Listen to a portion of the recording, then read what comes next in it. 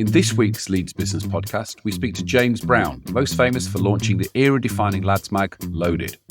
In a wide-ranging discussion, we get to dig deep into his brilliant autobiography, Animal House, and his journey from his Headingley-based homemade fanzine to NME, Loaded, GQ and beyond. He tells us where the inspiration for Loaded came from, how it very nearly didn't even get past the research stage, and how the magazine went from zero to profit in less than 3 months. And you'll love hearing his football over business decision. To make sure you never miss out on every episode of the Leeds Business Podcast, sign up to our priority list at www.leedsbusinesspodcast.com. Everyone that signs up gets a free gift to help their business. So, strap yourself in for this one. It's going to be fun. On today's Leeds Business Podcast, we have author, journalist, broadcaster, media entrepreneur, James Brown. Morning, James. Good morning, Phil. Nice to speak to you. Good to see you. Good to see you. Now, James is a son of Leeds, Thorner, Collingham, Headingley. Most of you probably know him as the founder of Loaded magazine, but he started his publishing career way back in Leeds, didn't you, James? Tell us how you got started.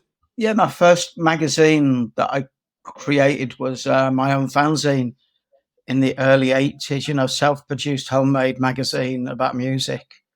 And Leeds had a brilliant, thriving fanzine scene at the time at Leeds, Bradford and the surrounding areas. There were lots of them. There was one in Burley and Wharfdale called Tongue in Cheek. There was one based out of Leeds called Whippings and Apologies. There was Molotov Comics, Knee Deep in Shit, Raising Hell. There were loads of them. So when I first came across these magazines on marches and at gigs and in record shops, I thought, I could do one. Actually, back then I hated the word magazine. It was a fanzine.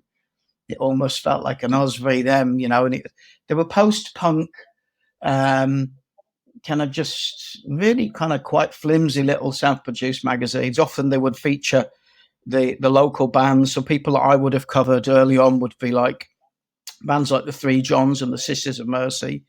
And that was it, really. It became my kind of gateway out into the world.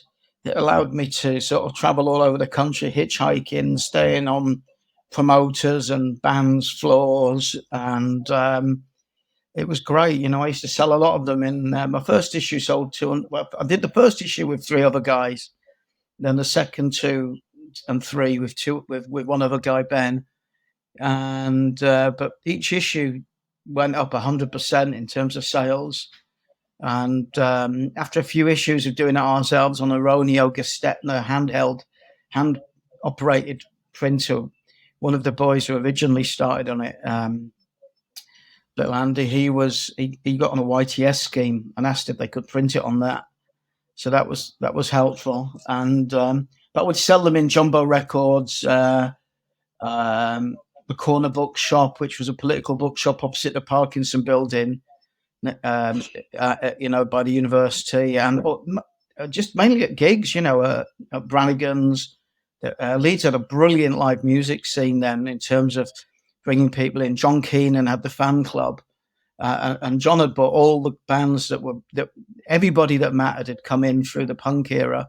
And then there was a poet in Bradford called Nick Topchek, who used to bring in a lot of kind of hardcore bands. So there were a lot of different. Obviously, I'd end up usually harassing the same people at the different gigs to try and buy the fanzine, but it was well supported in Leeds. Yeah, fantastic. You've just dropped a few names from my long and distant past. I remember going to the fan club at Brannigan's. I think I saw Spiz there. I saw UK Subs there. I think I saw the Cockney Rejects there one night. So that was your gateway into publishing. Go on. Yeah, go on, carry on. Sorry, I was going to say that was your gateway. Yeah. Go on. No, you carry on. I was saying that was your gateway into publishing, and sort of in the end your way out of Leeds, wasn't it? Yeah, there was what I wanted to do when I was leaving school was I wanted to write for a music paper called the NME. That was the only job I could perceive having. I I would like to have been a footballer, but I knew when I was sort of 10 that I wasn't becoming a professional footballer. And I left school in 1983, 84, around that time, the Christmas of 83 or 84. And there were just no jobs then. There were mass unemployment. When I told the careers officers that I wanted to work as a music writer, they suggested I become a printer. But I didn't know anyone who had a job who was older than me. I didn't know anyone who'd left school in the years before me had left. So that made it very difficult, you know, when I was signing on a dole, it was really demoralizing. So doing my own little magazine was the only kind of productive thing that I was able to do. And it was just inconceivable that in those days that you could have a career in the media in Leeds, because, you know, obviously we're talking pre-digital times. I'm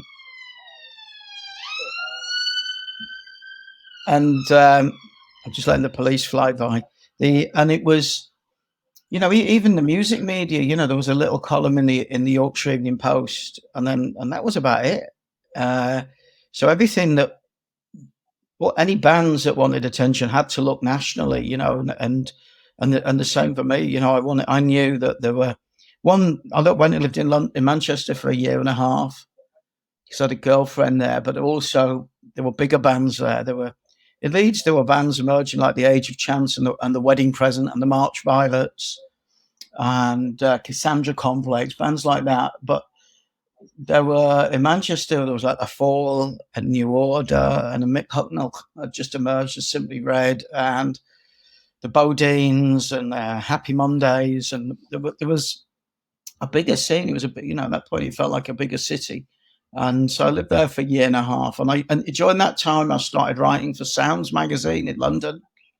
And that was the way in, really. You know, I used to send my fanzines to John Peel and to The Enemy and to Sounds, and I used to send letters into The Enemy, kind of haranguing them, basically, you know, trying to get their attention, to get them to give me work, and that was the route forward, really. You know, just starting off, going down to gigs at the Poly or the Uni or the Brannigans, like I said, and harassing people to buy the magazine, the fanzine, and then getting a chance to do some live reviews, and then eventually moving to London and being asked to write features. You know, I was quite good at it. I was quite good at spotting the bands that were going to go places, and I wasn't a bad writer. I mean, a lot of my writing didn't make any sense whatsoever. It was just ranting on, really.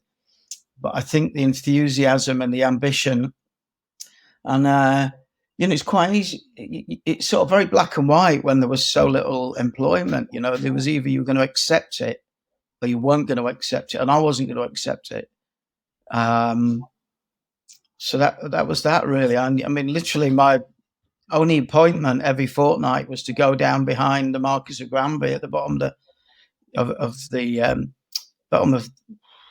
hedgerow, was where you used to sign on, and it was so depressing. I'd get £28 for a fortnight. I didn't want it. I didn't even actually want any money from the government. You know, I wanted a job. I wanted to do things. You know, I wanted to have a purpose, and as most people do. I mean, now the default setting seems to be to go university, but I knew I wouldn't be able to concentrate. I knew what I wanted to do. When I found Enemy and then Smash Hits as well, the early Smash Hits was just like a colourful, glossy, smaller version of the Enemy. This world seems to be like the world the teachers were telling me not to be a part of. You know, when you open up those music papers, they were full of passion and enthusiasm and noise and swearing and humour and information about these bands that I loved. And I just felt I had such a tight focus on because I thought that was genuinely the only thing I could do. You know, I mean, I had a mate whose dad had a greengrocers when I lived in Kirkstall when I was in my later teens. And I used to go and see him in the greengrocers, and we'd just hang out, you know, and every now and then he'd sell an old lady some apples or something. And it was just, you know, I mean, I quite like just going and hanging out in his greengrocers, but there wasn't that much to do, you know. That would be a highlight of the day. So to be able to go home and sit down and write my articles out by hand, or or sending letters to the DJs at Radio 1 in the night, asking like Peel and Janice Long and people like that, asking them to give it a plug. That really was the motivation. It was just do not accept the little that was on offer. Where do you think that motivation came from? Where did that motivation come from? Did you ask me where? Yeah. Where do you think that came from in you?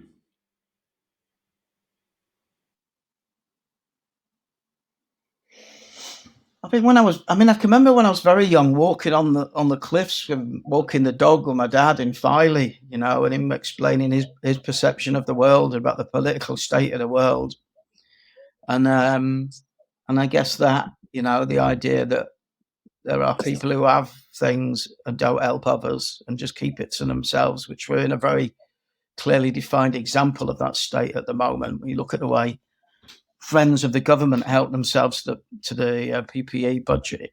And I guess it was just that. And then I was a very political kid. I used to watch a lot of World in Action and Panorama. I used to read as much as I could about politics. And so I just felt like I was at the wrong end of, not the wrong end, I was at the end of the stick that was,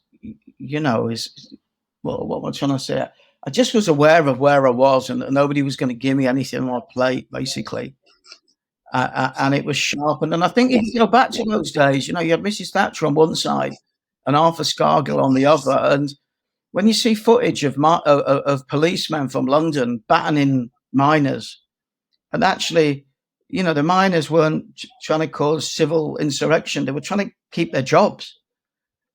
So that sort of image of the Battle of Orgreave and going down with my dad to the picket lines and just seeing this, I think that really stuck on. I remember being in a service station, coming back with a band from a gig somewhere on the M1 with the Three Johns and seeing about maybe 50 to 60 police vans coming past from the south going to the north. And I think that's the key point, is that for me, those people were just trying to work. They weren't trying to cause a revolution or anything. They weren't trying to rob the rich. They weren't criminals. So that was a very stark confirmation of the political outlook that my dad had kind of explained he felt was the case to me. So that was it, really. And also being a bit hyper, being a bit, I was curious. And I think a lot of you, good newspaper editors and good magazine editors, you'll often find are really curious, even when they get to the top of that chain, you'll still see that they're coming up with story ideas, or they'll notice trends, or they'll notice business mergers or whatever. They'll have an eye for a story themselves. And I think just naturally, my girlfriend laughs if there's a sign, if you're walking down the street and there's planning permission or just a sign or something, she laughs. I always go and read them. I'm just interested in things. And so that, I think it was just a mixture of that sort of stuff and, all those different things. Yeah. You've mentioned, you got to Sounds, and then I think in the book you say you got the only job you ever wanted was the features editor at NME. How did that come about, and how did that feel when you got there? Well, I'd written to the NME asking for a job, and they didn't write back. And then about a few months later, a mate of mine from a fanzine in Essex called Everything Counts, his writing name was Ron. And Ronnie rang me up and said, the new editor of Sounds wants you to come and work for us to write stories for us. So I went down and met this guy, and it was the bloke I'd written to at the NME, the former deputy editor, and he pulled my letter out. He said, I'm sorry I didn't reply to you earlier, but I knew I was getting this new job, and I figured you could do more for me here than at the NME. Do you want to write features? I was just hoping to get a regular gig doing concert reviews, gig reviews. So that was a real shock, and it was really exciting. I had a couple of friends in London who had fanzines or people who were in bands. So I had places that I could stay. But usually, can remember I went to Lawnswood School. I remember like me and a mate of mine, Ian Emberton, we took 2 days off school to hitchhike to London to go and see gigs, to go and see the Serious Drinking and the Higsons. And then we stayed in Serious Drinking's flat in Whitechapel, which was a squat.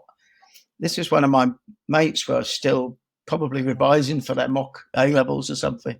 And so I'd had a relationship with people down there that I could stay with. So when that opportunity came for Sounds, I just snapped it up. And I was living in Manchester at the time, so there were loads of bands to write about.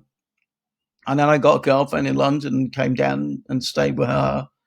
And I just got on a real roll. I think because of the big fanzine scene, the underground scene, in the same way as I was developing and progressing as a writer, they started to develop and progress as bands. You know, they would get their first indie record out, and then they might get a deal on a bigger indie label, and then maybe even on a major label. John Peel would play the records. They'd eventually get articles in the Enemy and Sounds and so on. And so I knew most of these emerging bands. You know, they were people I'd been stood in a working men's club watching in Hull, or in a gay disco in Manchester watching, or whatever, you know, in the different sort of places that kind of alternative bands had to play from when they were starting out. So there was this emergence of a new wave of British bands. So people like The Farm, The Age of Chance, Gay Bikers, The Wedding Present, Chumbawamba, another band from Leeds, Pulp later. There were just these bands that came through from that underground scene and started making it, started getting record deals. So that was that. And I wrote, I think I wrote 5 or 6 cover stories in 6 or 7 consecutive weeks. And that was I doorstepped the Beastie Boys when I heard they were flying in. I spent all the money I had, which was 80 quid, to go and find them at a TV music festival in Switzerland. I got an exclusive with them. I got an exclusive with Joe Strummer just by picking the phone up and answering. Nobody ever picked the phones up when they were ringing at Sounds. And it was a publicist for a film that he was in. And nobody wanted to interview Joe then because, the Clash had finished and he was a little bit out on his own. So we did a great interview.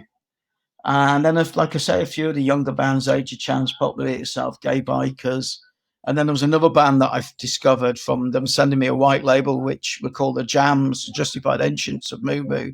And they went on to become the KLF. So I just had a tremendous amount of momentum. And the editor, Tony, had really given me a great space to write. And I rewarded him by going and joining the market leader of Enemy. But he said to me he'd come from the Enemy and he knew its appeal. I just got tapped up, just a writer and a senior editor came to me and said, they want to give you a job. And the Enemy was struggling a bit at the time. It didn't have a very strong editor. So I went over there, and about 2 months after I arrived, maybe even just a month, they appointed a new editor, a guy called Alan Lewis, who'd launched Kerrang, and he'd built Sounds up. In fact, he started Sounds, and he'd launched the first British black music magazine, and he was a great editor. And within a year, he made me features editor. I was only 22, I mean, literally, when I first went there, the only job I'd had before was working in HMV in Leeds for every Saturday.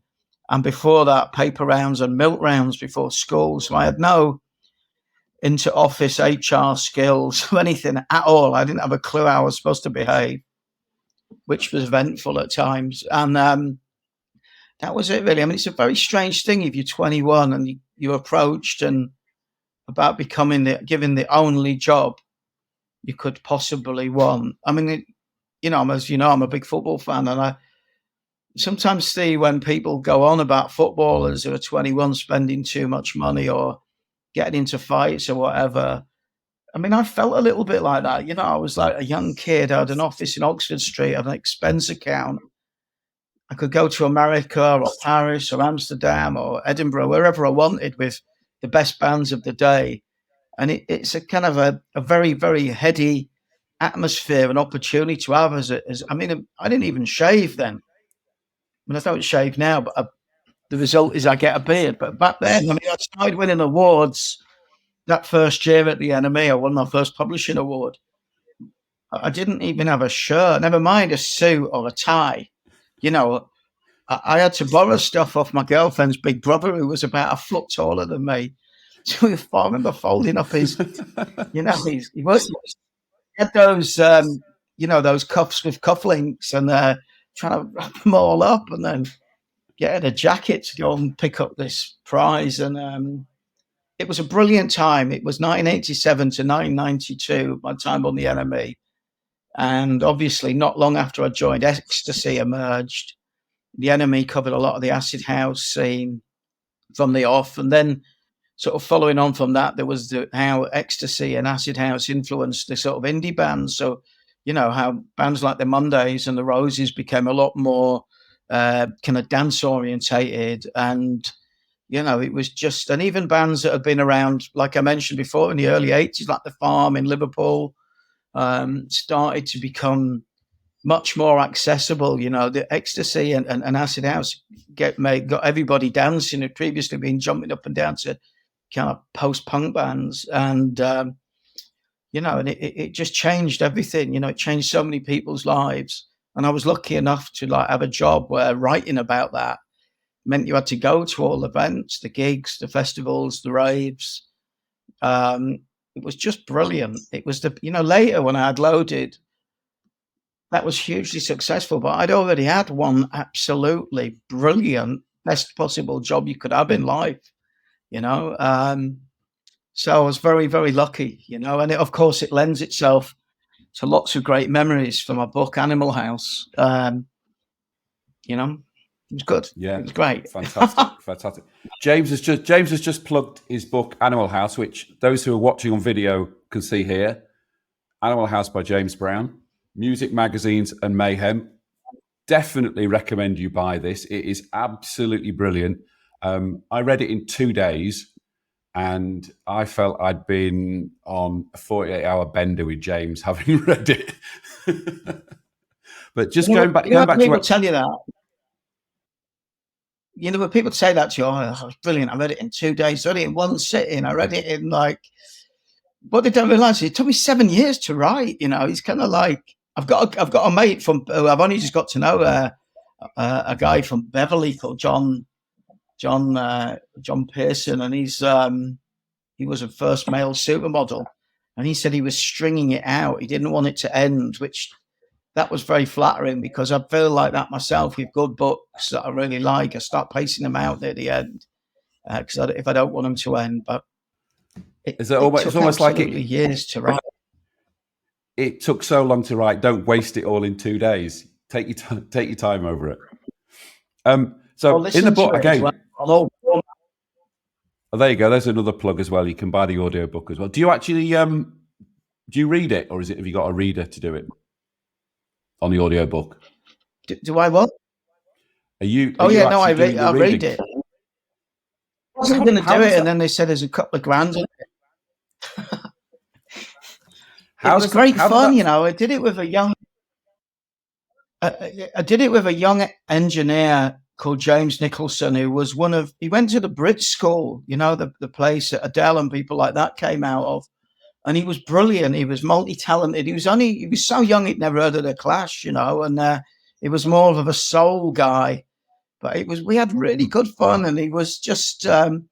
There's bits where I start laughing because I'd written some of the bits, seriously written them 7 years before.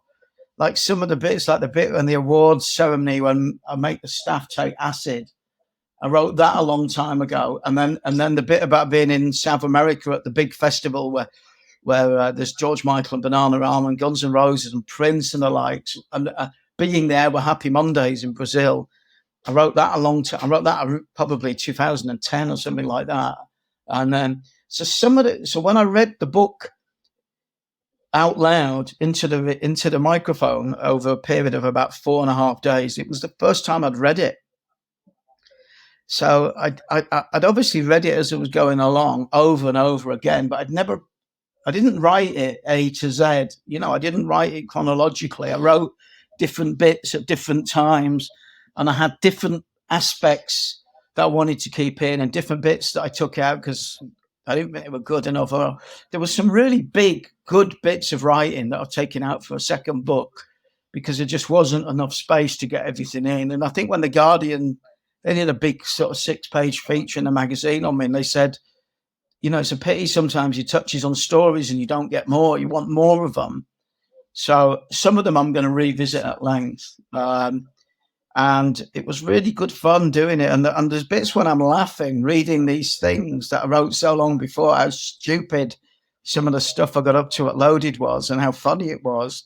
It was like reading about a different person's life, because I'm 57-year-old sober dad now, goes to primary school to pick his son up. I'm not roaring around over the Nazca lines in Peru off my face in a light aircraft or whatever we might have been doing on any given weekday at Loaded. And I really enjoyed it. I really enjoyed working with James. We had such a good laugh in this little room, and we were just locked in this tiny recording studio for a week. There was one bit where one of the really cool women from Doctor Who was in the next studio. That was quite exciting. And I I don't know her name, but I'd watched her through the, with my little boy my little boys watching Doctor Who. So I got quite excited about that. But beyond that, and when I was laughing at these bits, I realized that it might be quite funny to leave them in. Because, if you ever go and see an actor or comedian and they kind of start breaking down a bit, it often makes you laugh, and so I'd said to James, put a note in for the producer or the editor to leave these in. And it was great. It became the thing that people on social media were saying, oh, I love the bit when you laugh or whatever. And that hadn't been the intention. It just amused me whilst I was sort of back in my Loaded editor, playful headspace. So that was a great experience. I mean, I didn't get to do it on the previous book. Yeah, it was good. I had a lot of people saying that they'd read the book and then bought the audio or listened to the audio book and then could they buy a signed copy off me? So I didn't expect that, but that was good fun as well. The idea of selling it twice on different formats. Excellent. So there you go. There's a plug.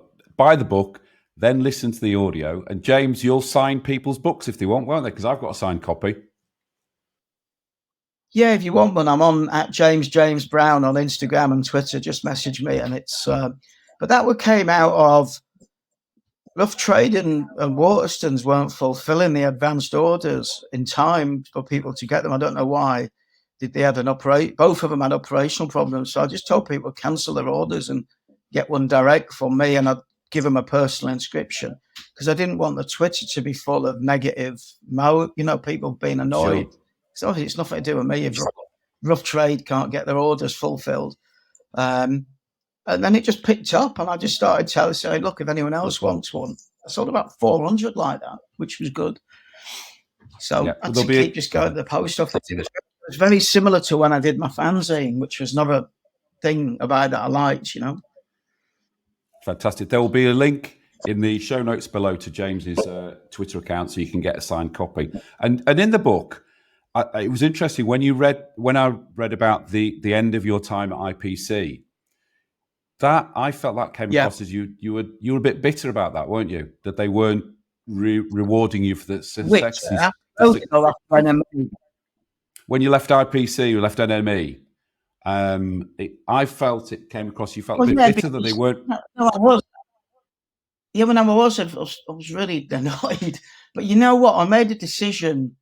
But I wanted the book to be really, like you said, I really wanted it to be fast and upbeat and positive. I could have written another book moaning about people, but I've had a great life. I've had an absolutely brilliant life, and I've been very lucky with the opportunities that I've found or created for myself. And I don't really have anything to moan about, So I just I felt that they should have given me a chance to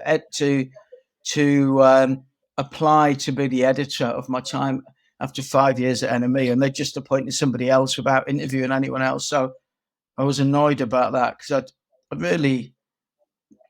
I've been instrumental in helping the editor and working with the rest of the team because it was a very talented team to put a significant sales increase. But, the benefit for me was working with Alan Lewis was I was able to just learn how to build sales on a magazine. When he arrived, and I'd arrived a month earlier, we were selling at 72,000 copies. And 4.5 years later, when I left, we were selling 125,000 copies a week. And for the previous 4 years, I've been choosing all the covers. So and choosing all the main features content. So it was an education, really. It was, it made me glad again that I didn't, as my mates had gone to university, were leaving university, I was sitting in the house led, in the Hyatt House in Los Angeles, where Led Zeppelin used to stay, interviewing the cult. So I was glad that I hadn't gone down that further educational route. I was pleased that I'd gone the way I went. And I think when I started doing business talks, particularly if I was talking at a college or something like that, or to an audience where there were young people, that they would often ask me, what do you think the one thing that set you apart was? And it was because I knew what I wanted to do. And I think that gave me the focus. And I think having that focus and that drive early on meant there wasn't any confusion at an age when you're not sure how to get anywhere or not sure exactly what you wanted to do. I mean, just having some of these college courses you see now look fantastic. Things that I would love to have done, but being where I was really sharpened me up to when I got a chance to have the job. Yeah, yeah. Obviously, quite obviously, the silver lining of not getting the editor's job at NME was it gave you the opportunity to launch what you say again in the book is, having had the best job ever, I got an even better job, which was Loaded. And I thought it was fascinating that you said you put a business plan together, had 250 words on it to create Loaded. It wasn't a business plan. It was a description of what the magazine would be. They basically, a year after I left NME, they rang me back up and said, "Can you come back? We'd like to interview you to be editor," because the guy who'd given it to hadn't lasted. And I was like, no. And then my mum had died a few months before. And I remember her saying to me years before, "I think you'll be the editor by the time you're 25.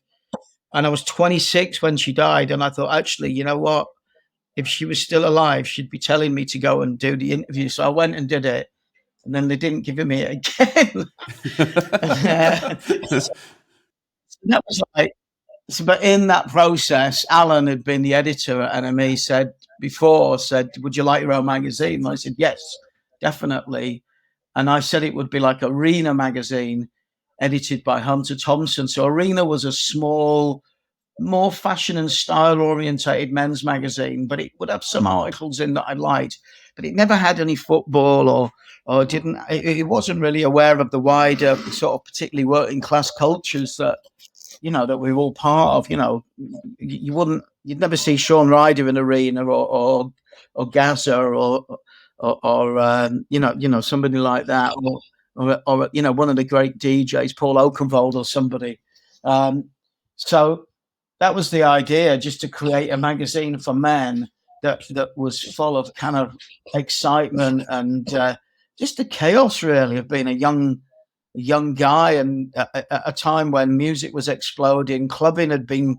This was 93 when this. I think 92 93. I think when this conversation took place, and we just at the end of my time at NME, I'd started writing about young comedians like Vic Reeves and Jack D very early on in their careers, giving them their first interviews. And so I knew that there was a huge clubbing scene still. There was a big emerging comedy scene there was, there was so many brilliant comics back then. And as well as that, of course, there was Damien Hirst from Leeds and lots of other new artists emerging who had that same sort of playfulness in their work. As many of us had come out of the post-punk and then acid house eras of the 80s, had enjoyed. So there was no magazine that was just covering all of this stuff. And also, if you go back to like the mid-90s, it was the emergence of, I don't know if it was because oil prices fell or something, but suddenly you could fly to Thailand really cheaply. So people were starting to go to places like India and Thailand and Morocco and coming back and say, there's these hippies having rave scenes. It was just a time when the world really opened up and became a lot easier to get around. The internet had started. I remember the first time somebody explained an email to me and thinking, how the hell is that going to work?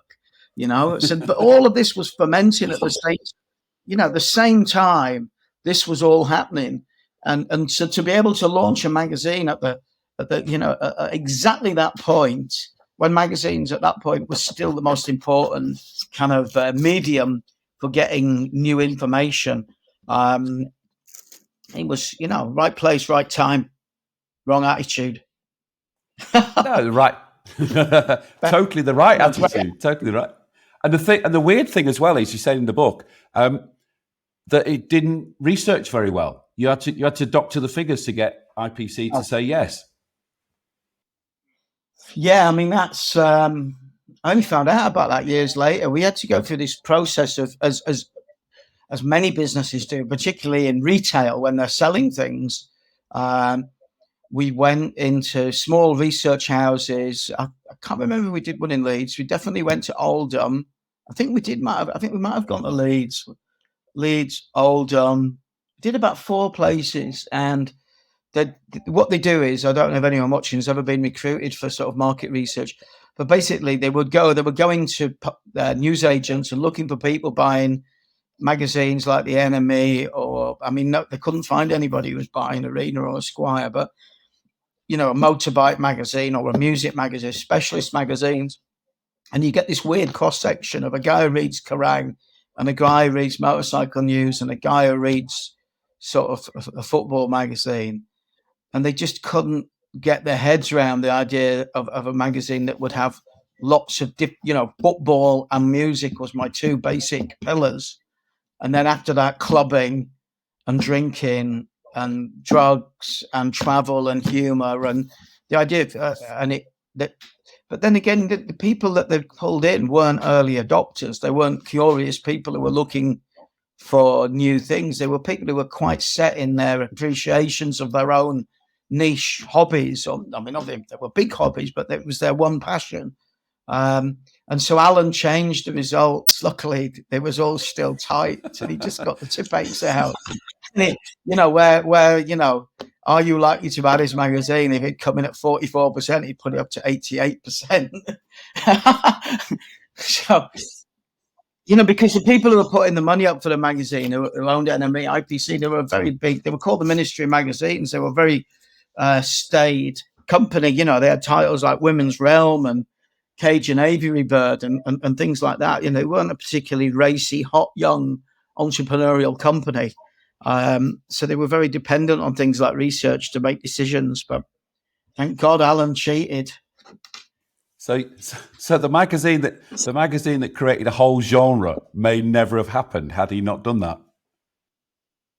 Yeah, definitely. And also, by the way, not created a genre in the UK. Loaded created a genre of mass market men's lifestyle magazines for the whole world. The biggest one of the copycats people may remember for England, when it was number 3 bestseller, was Maxim. Well, in America, a guy called Felix Dennis, who I later went into business with, Maxim became the number 1 best-selling magazine in America. Not in men's sector, not in lifestyle, every single magazine. It was the biggest selling magazine. And, I would have to go to places like the States, Australia. I've been asked to do work in Scandinavia, in Russia, and, all over the places, explaining what we were doing with the magazines and what the impact had been, and telling the story about how this title emerged. For years after I did Loaded, I did a lot of business talks about it, and shared stages with David Cameron, billing with, Archbishop Tutu. Really strange.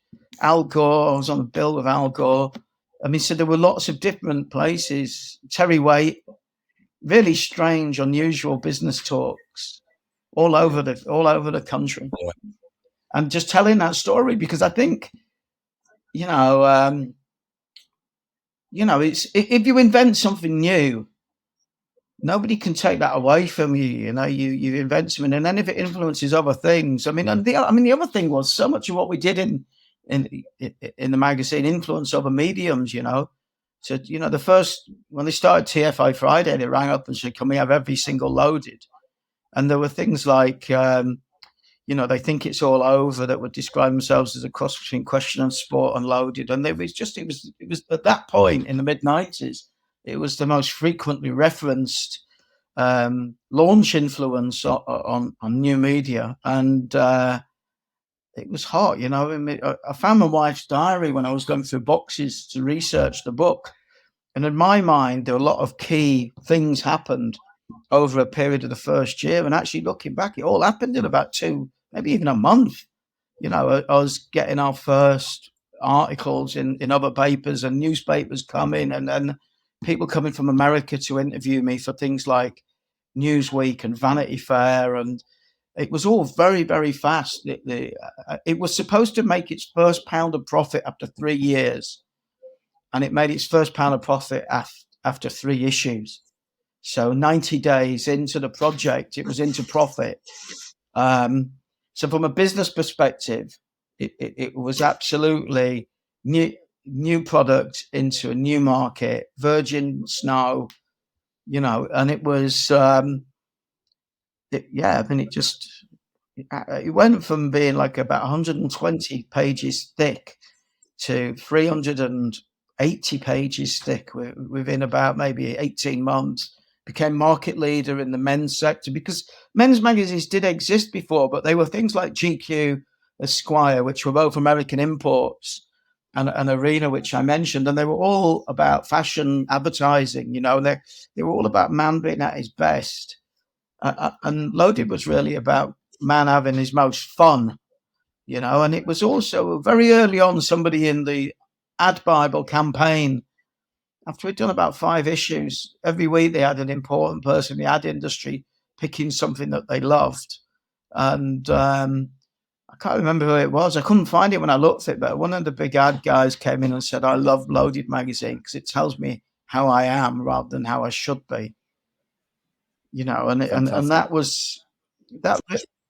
And even for women, we used to get masses and masses of letters before you could get email sent in, and we get masses and masses of letters, and often they'd be from women who were saying, "Please, can I have my boyfriend back?"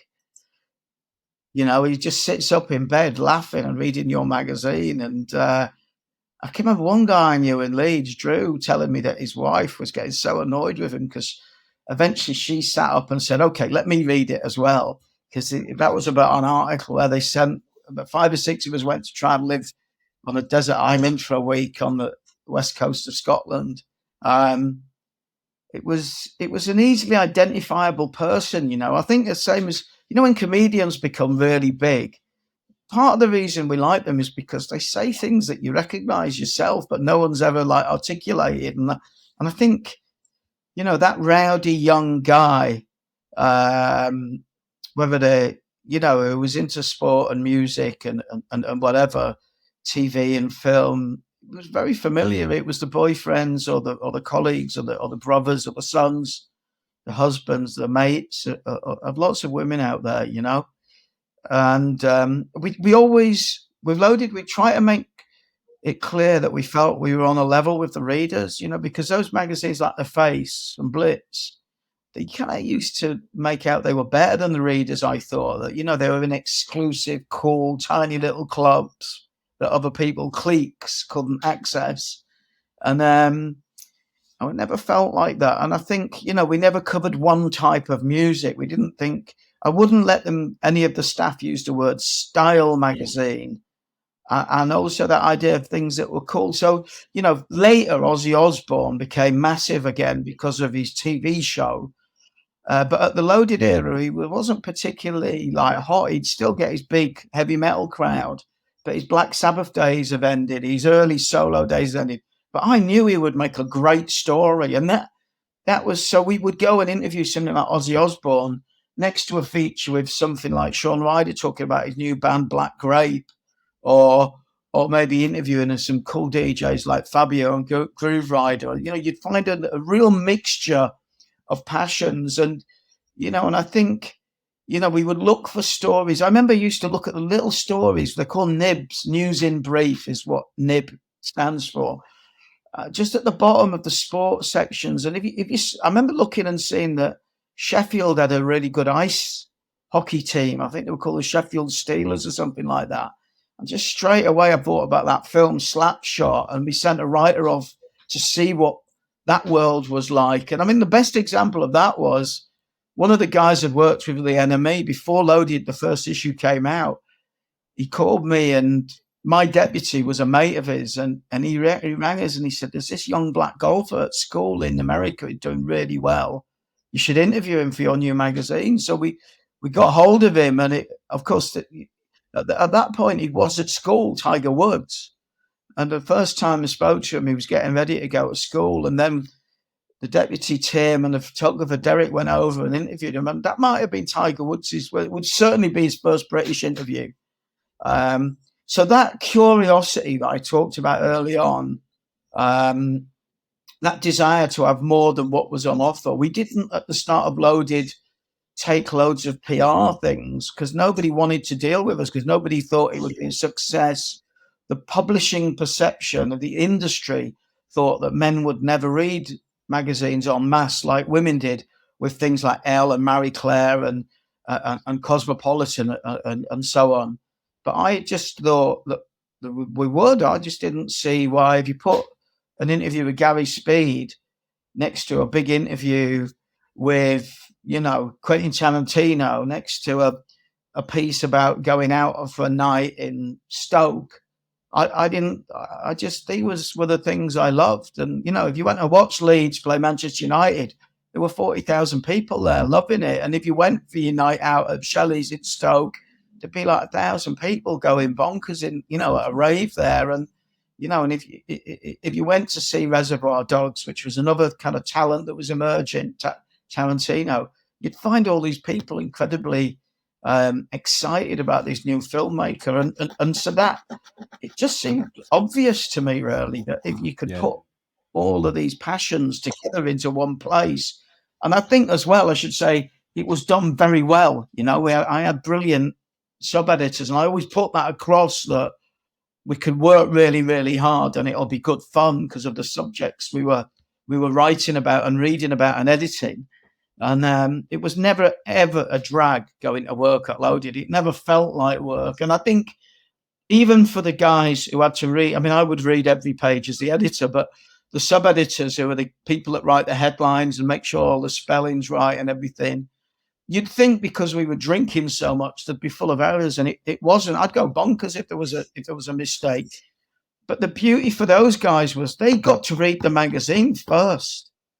And, the best thing that I would hear in the office would be one of the production team laughing, because I would go in and they weren't looking at something on a screen. They'd be reading. I mean, they might be reading it on a screen, but they would be laughing out loud at maybe the club's editor, Rowan, or one of the writers like Trevor Ward or Martin Deason or John Wilder writing something funny. And that was also a great, it was your own little focus group. If somebody walked into my office and said, have you read that? The readers are going to say that to each other. So it's a very unique, exciting, brilliant time. And I hope that that's come across in the book. I think from the way people react to it, saying it's taken them back in time to that period of their lives, it probably has. So that would be the reward for me. Absolutely. And there's so many, throughout the whole book, there are so many references that I go, yep. And gigs, yep, I was there. Yep, I remember that. I remember that happening. I remember the magazine. Before we go on, because one of the fascinating things that came out of the book was you only edited 36 issues, but we'll come on to that in 1 second, because I've now got to tell everybody about the Leeds Business Podcast Gentleman's Agreement. So my half of the agreement is every week I bring you inspiring, fascinating and interesting guests like James, totally for free. Your half of the deal, Mr. and Mrs. Listener, is it has 3 steps. So you share this podcast with just one person who you think will get value from it. Number 2, you have to post a review of the show at either Apple Podcasts or Podchaser. And number 3, you have to give this episode a like. That's all you have to do. Fair deal? James, you think that's a fair deal? Absolutely. It's vital when people are creating podcasts or photography or whatever they're putting online, obviously films as well, that if you like it, share it, because it's good currency for your social media, but it will encourage the creators to keep going if more people discover it. There you go. James Brown says you have to like it and share it. So, James, only 36 issues. And I think, like with many brilliant things, it's a very bright star, and it shines briefly, and literally it burns out. Would you say that was the case with yourself and Loaded? Yeah, I mean, I don't think I burnt out and had to leave. I had to leave because I just, they weren't rewarding us financially. It was simple as that, you know. And I'd been taken out for meetings by 3 major newspaper owners and been sounded out about whether I'd be interested in editing big supplements or even papers. And I knew that my personal refueling habits at the time wouldn't have allowed me to do that. I'd had a Channel 4 chat show commission. I was getting offered a lot of things. I was offered jobs in Australia, and I wasn't seeing a great deal of money, you know, because IPC had funded it. So that started to rankle a bit. And also I felt like they'd started to take us for granted. You know, there was within 3 years isn't very long in publishing, but we'd kind of gone through into a second level of a second team already. And we'd had an awards evening where a lot of my younger, newer staff had won awards, and nobody from the company came over and said, "Hey, well done." No one above me. And I think they were just getting almost a bit sick of how successful it was. And I mean, they were asking questions about its influence in the House of Commons. There were so many things copying it. And yeah, so it was just, I just thought, oh, fuck, I'll just take the next job that I get offered and that I could do. Yeah, yeah. And the next job... And a really charming guy came and took me out for lunch in Mount Street in Mayfair, and I really liked him. I didn't really want to edit GQ magazine. It wasn't for me. It was the opposite of what Loaded was about.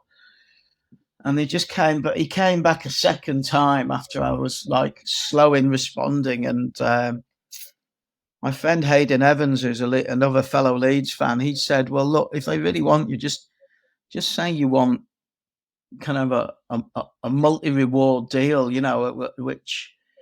So I just told them that, and he came back with the most amazing offer. It was like fees to start, a signing on fee, you know, every 6 months, the sales going up, which I was perfectly capable of doing, and which I did achieve every year completed. And it was just, you know, no limit on my expense. It was whatever car I wanted. It was like a footballer's deal, you know. And it was, you know, so this would be about the same time Lee Boyer, who's probably about the same time as me, was going to Leeds. And it was just very difficult to turn it down. I was living in a small flat in Brick Lane, which wasn't as trendy as it went on to become. It was pretty cool, but it wasn't a really desirable area. And after that, I bought a townhouse in Islington, and it was just, it changed my life. Jonathan Newhouse, who hired me,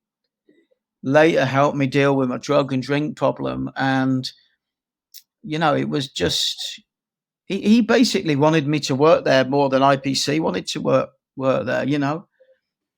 Yeah, yeah. They'd made so much money in the first 3 years that they kind of didn't care, you know. They figured somebody else could come along and do it. But the magazine did roll on and continue to increase sales. I think it went up about another 200,000 copies. I think when I left, it was hitting 1/3 and it went up. But, you know, it kind of later lost market readership, and they never really expanded it around the world like Maxim did. And it was my magazine. It was as simple as that. They never had another. It's like if you go and see the Stranglers, it's not the same with the guy.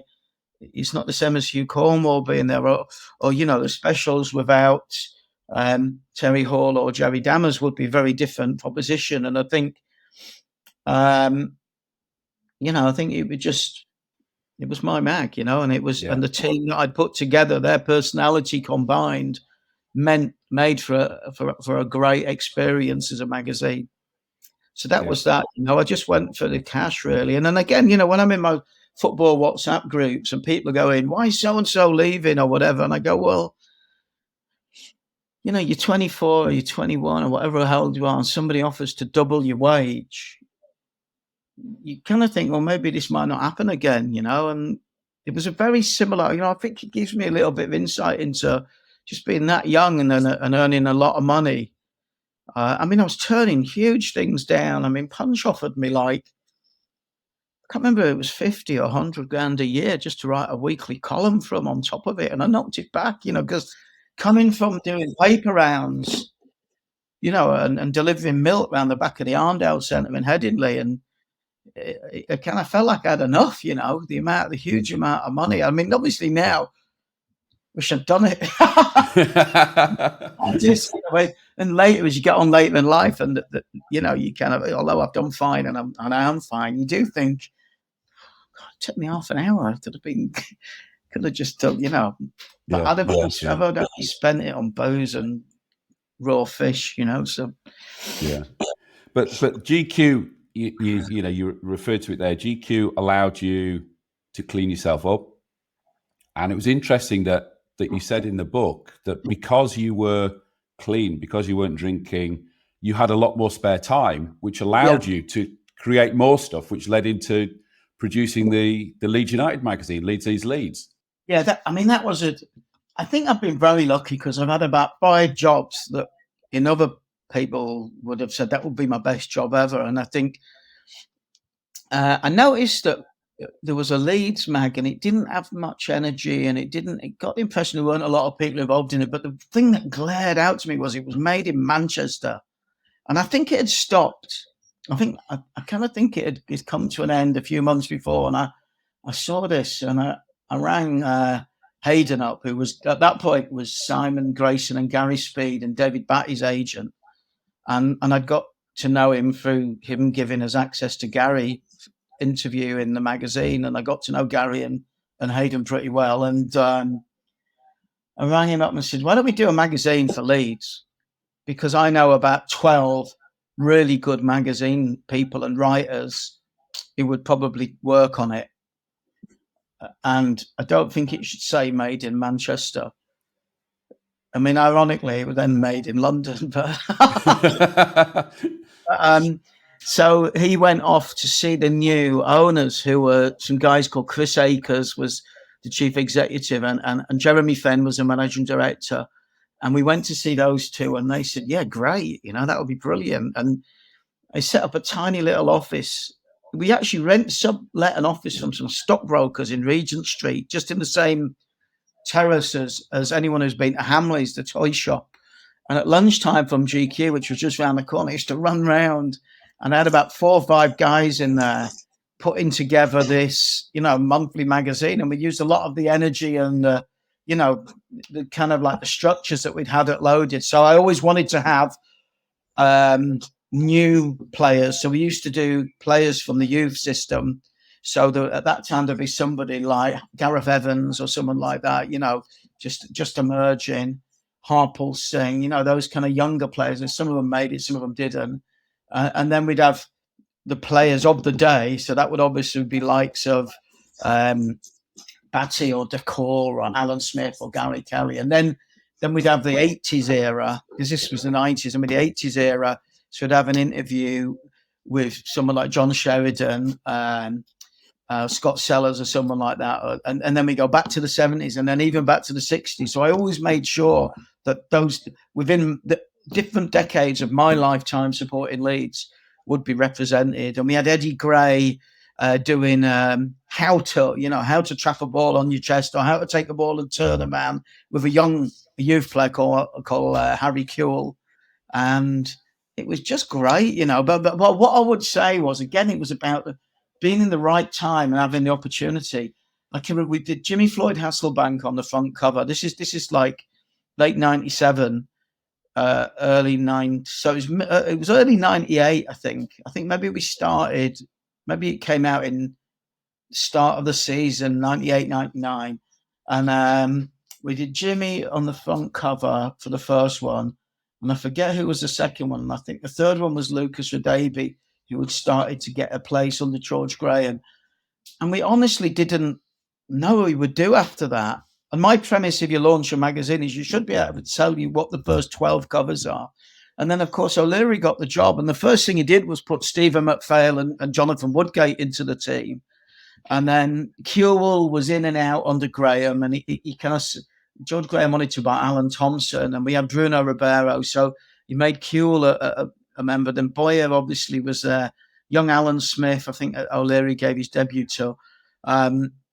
It was brilliant for us, you know. And then, of course, he went on his shopping spree. So it was Michael Dubry, Michael Bridges, Huckabee, and then later, you know, Viduka and so on. And Batty came back.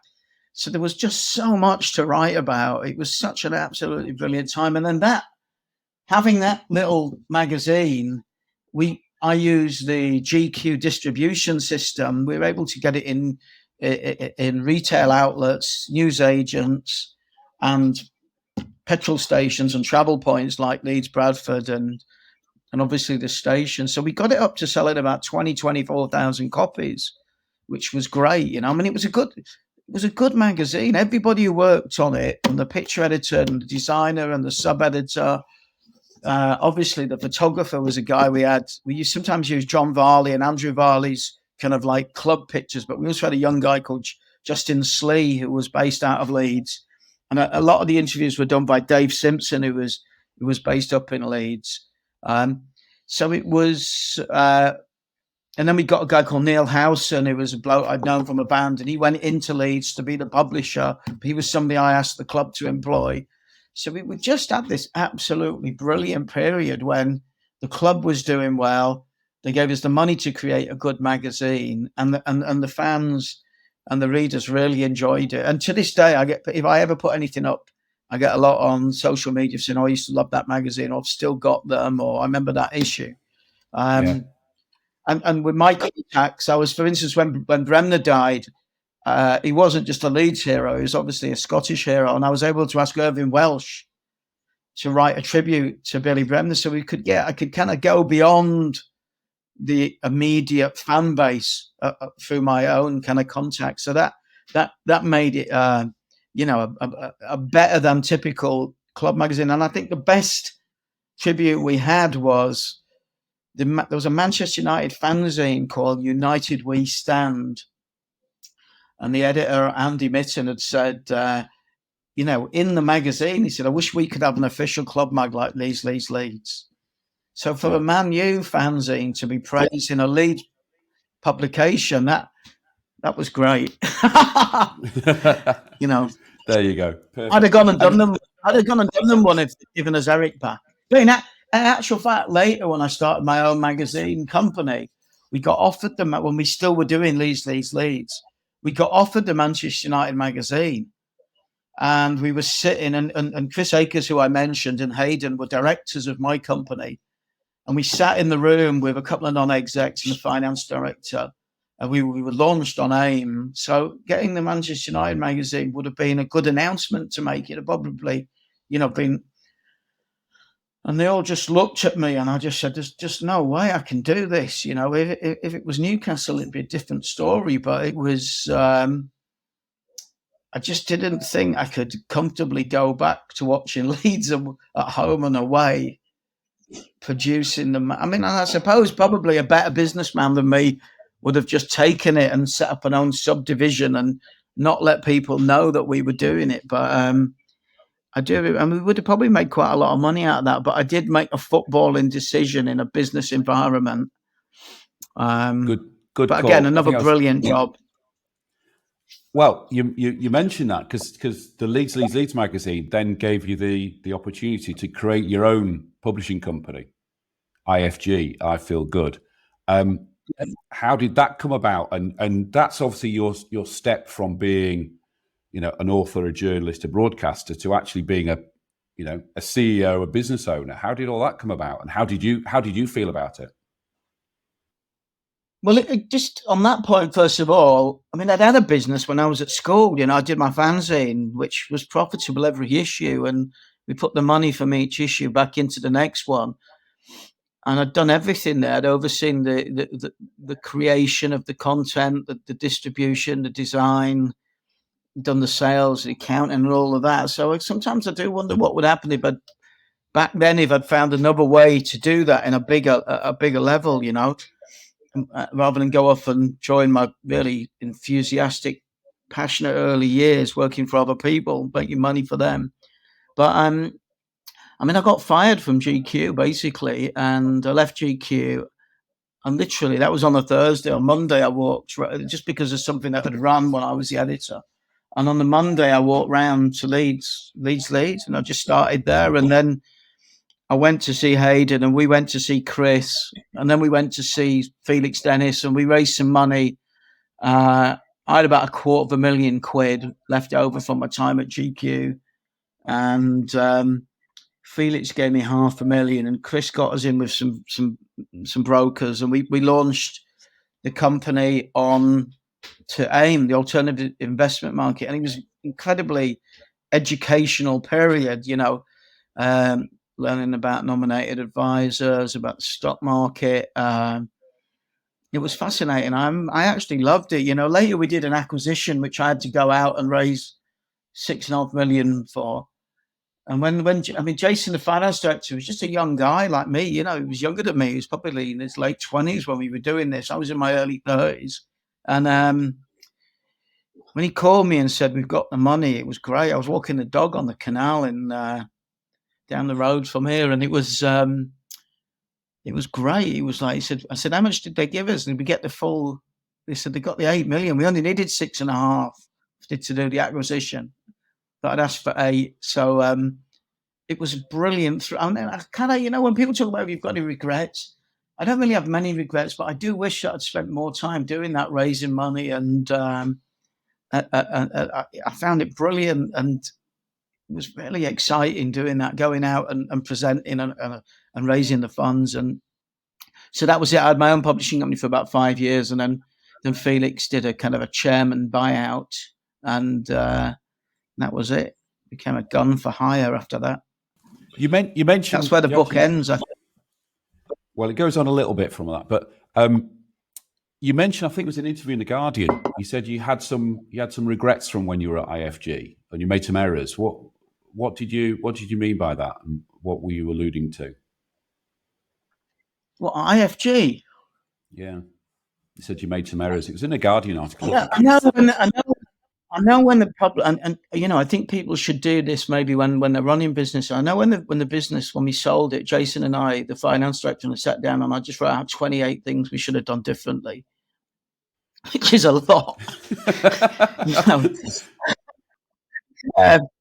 And I think there was a couple of things we were offered, which would have changed my life significantly.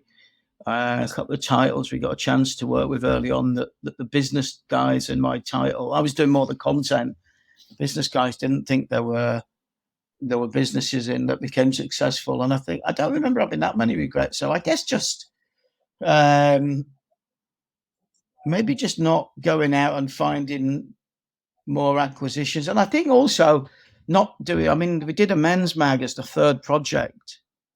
We launched a film mag, and then we did an acquisition to give us stability. And then after that, we did a men's mag. And when I started, about £4 million, and by the time I did that, we had about 800 grand, to work on it. So the obvious thing would have been after GQ, just to straight away bring a new men's mag out that when the market was still exploding. And so I guess that, and but I don't remember that really. Maybe they were the things I was talking about. Okay. I'm conscious that we've gone on a lot longer. I could carry on for another hour, James. But one of the things we ask all the guests on Leeds Business Podcast to do is to do as a how-to. So, James, you've got a how-to for us. Take it away. Yeah, I thought about this, and I actually didn't instinctively think how it wasn't for people with businesses, but people just trying to get a job. I think I've been talking about this with my son, who's 22. He's just left university. And I think the things that always stand out for me when I'm recruiting a team were people who went above and beyond. You'd get a lot of applications for jobs from people who were editing the student magazine, or they were the music editor of the student magazine, and it just wasn't enough, because you know what? There were 40 other interviews with Ben Elton that people had sent in, or 40 other interviews with Johnny Marr or something, and I think, I guess if you're recruiting somebody, if you can find somebody who does something that illustrates their passion, so at the moment I've got a meeting on Wednesday that might turn into a new business, and I've started to think about the team, and I met somebody who's working in retail in that sector, and they work for a big company for free doing something else, and they kind of do some reading for somebody else, and I think, going back to when I had IFG, I told the editor of the film magazine, I said, we need a junior, but look for somebody who does something extra. And he came to me and he said, there's a guy who works in the office at Prince Charles Cinema in Leicester Square. He writes all their previews and their everything for them. I said, he sounds great. He said he works in the ticket office. So he's like, well, so it was that sort of thing that, if you're looking for work at the start of your career, it can't be just the nearest good thing that you've done. You've got to be able to show total commitment and initiative in perhaps areas where you're not getting paid. I was never getting paid for doing my articles for Leeds of a paper, for instance, which was a local kind of what's on political magazine I used to write for. And then also, as an employer, just look for those people who are just absolutely obsessive, to the point where their passions, go beyond just the basic work that they've been doing, or if they're coming from the the basic studies that they were doing. So that's that. Just about. I mean, I've done a lot of recruitment. I've found staff for all sorts of people, from Madonna and Guy Ritchie through to Jamie Oliver, through to numerous global titles, Time Out, Mail on Sunday, all sorts of different people. So I kind of still get asked by people to help find the right people and bring them in. And so I'm always looking for that different thing in a candidate, always. So that's pretty much a how-to for employers, but also employees, isn't it? Because it's easy when you're an employer to go, oh, well, he or she ticks all the basic boxes, that'll do. And what you're saying is you need somebody when we had IFG, Anna, who did a great job, she was the ad director, she came to me and she said, I found this guy who sells classified ads, but I think he's going to really annoy you. I said, why? Why? And he said, oh, he's like a really irritating Rodney Trotter, but he's just obsessed with films. He collects, model toys of film characters. He goes on holiday to Tunisia, to where the Star Wars set was. And I went, this guy sounds amazing. I don't care if he irritates me. I won't come down the office when he's being irritating, but everything in that guy's, he was called Nick Gibbs McNeil, and I think he still works in film, and he, the guy went on holiday to look at the Star Wars sets. It was just sand. I don't mean he went to the internal sets in a film studio. I was at Pinewood. He went to Tunisia to look at the sand, and that is a really good example of, finding somebody that. I mean, the Steve Lamacq would be somebody that music fans will know from Six Music. Well, Steve used to sit opposite me at the NME, and he also came. Alan came to me and said, "Oh, this guy's applied for a job. Do you know him? He's got a fanzine." I said, "Yeah, I know Steve. His fanzine was called A Pack of Lies." Steve, when I used to go on holiday at the NME, I wasn't very good at going on holiday, so I'd go to great cities I'd been to with bands like NME, like New York and or Paris or Los Angeles. I didn't really know how to go to the beach back in the 80s. Steve, on his holidays, would get in a van and go on tour with a band, which is what we did. But he wouldn't write about it. So he would, there were bands like, Steve, I can remember him getting the tapes for PJ Harvey and Blur. They were the two bands that he kind of, who made it, who he championed. But he would go on holiday with these bands called things like Mega City 4 or Senseless Things, or, maybe Carter the Unstoppable Sex Machine. That was his holiday, getting in a van. And that's why he's still on Six Music, 30 years later, talking about, I bet if you listen to Steve for a month, he'd mention those bands. I put money on that. He was obsessed, which was brilliant. He lived the life, Fantastic. Absolutely brilliant. Absolutely brilliant. One last question for you then, and we ask all our guests this as well. Give us a shout out for a Leeds business. I don't know I don't know Craig's surname, but he cut my hair last week. He's running out of Moortown. He used to be out working out at the Outlaws Yacht Club, but my girlfriend thinks he did a better job than I used to get in the barbers down here, the Turkish barber in London. So if you call me on Twitter and you need a good haircut, I'm on at James Brown. I'll give you Craig's number. He's in Moortown and he's got a little setup there in his back in his conservatory. And also I've got a mate who makes conservatories up there, Daz. He's in Morley. I know you probably want me to give you like the name of a design company or an emergent digital brand or something, but I can tell you, they don't need any custom, but I was really impressed that I was up for a funeral last week. I had to get about 6 different cabs, amber cars after the second cab. They knew where they were picking me up from, the automated service. And I stayed at the Dakota Hotel, which was amazing. It was a top level hotel, really. Just normally, obviously, when I come home, I stay with my dad's in Hare Hills. So because of the funeral, he had a lot of relatives staying. And I said, it's fine, Dad, I'll go and find a hotel. And I spoke to somebody down at the Dakota and I stayed there. And it was a great, great hotel. I would happily stay there again. Good shout on Dakota Hotel, and we'll put the link downstairs. Amber cars. I use amber cars. They're very good. One final question, because you used to ask this question in the My Brilliant Career section of Loaded, was what would you think of it? What would you think if you met yourself at a party? He's calmed down. There you go. That's what I think. He's calmed down. He's not like he used to be. Do you know what? I'm going to do some work with a digital agency, a big digital agency in London, to just do some creative work and bring some campaigns in and things. And I haven't seen these guys since the Loaded years. And they were like, I was talking about the difference in what my life was like then and now. And they were like, I could just see in the way they're reacting. I was noisy. That's what I did. I did some filming with James May once, and he said to me, "You were so noisy back then, James." So I'm a lot quieter now, a lot calmer. On that point, we'll say thank you very much, James Brown. It's been absolutely fascinating. Thank you very so much. Thanks, Phil. I really enjoyed it. Thanks for listening to this episode. I hope you found it both interesting and of use. To make sure you don't miss any future episodes, please subscribe to the show. Go on, do it now. Do it now before you go up and do something else. Much appreciated. Oh, and don't forget our gentleman's agreement. See you next week.